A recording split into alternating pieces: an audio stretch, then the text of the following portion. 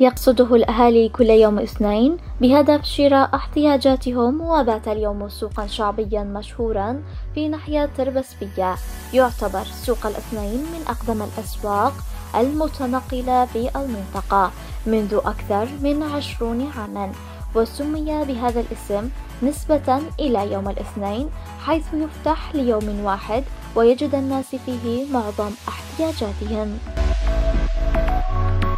السوق أصبح سوقا شعبيا كون الأهالي يشترون احتياجاتهم بأسعار منافسة، ولا تحتاج البضاعة إلى أجار وفواتير ومحل.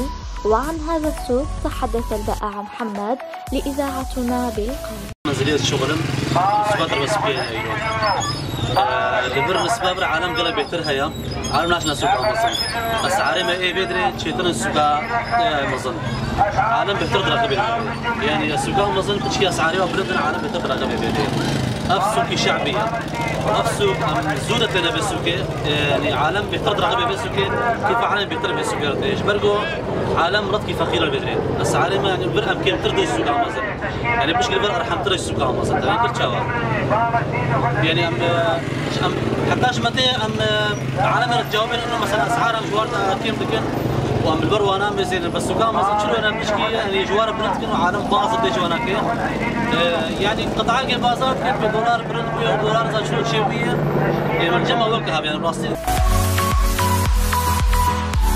كغيره من الأسواق المتنقلة في إقليم الجزيرة، يعد سوق الاثنين في ناحية تربسبية من الأسواق الشعبية والاجتماعية للأهالي.